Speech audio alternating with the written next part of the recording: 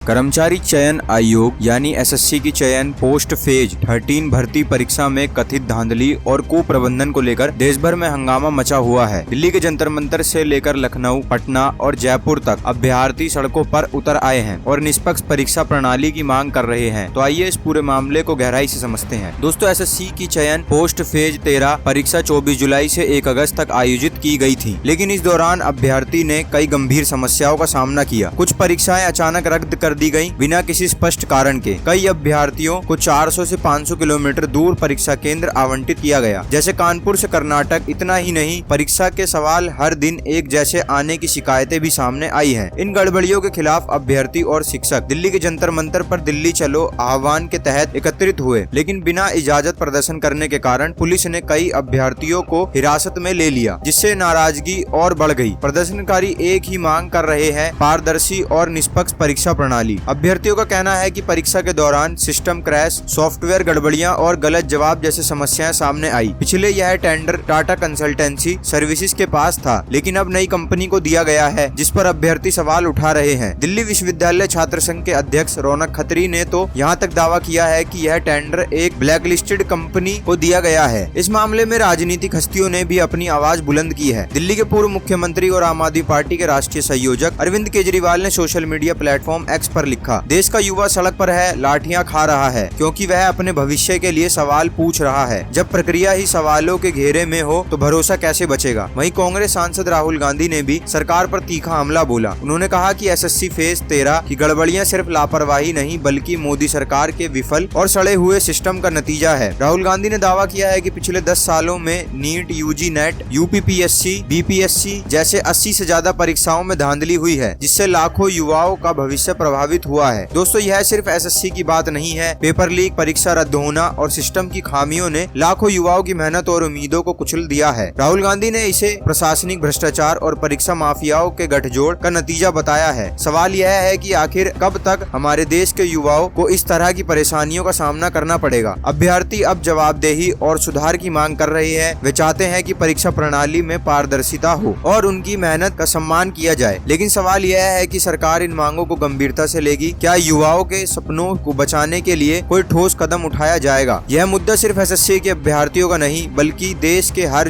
उस युवा का है जो अपने भविष्य के लिए मेहनत कर रहा है। आप इस बारे में क्या सोचते हैं? क्या आपको लगता है कि सरकार को इस मामले में सख्त कदम उठाना चाहिए? आपकी राय कमेंट बॉक्स में जरूर बताएं। अगर आपको यह वीडियो पसंद आया तो हमारे चैनल को सब्सक्राइब करें, बेल आइकन दबाएं और इसे अपने दोस्तों के साथ शेयर करें। हम आपके लिए ऐसे ही जरूरी मुद्दों पर जानकारी लाते रहेंगे। मिलते हैं अगले वीडियो में।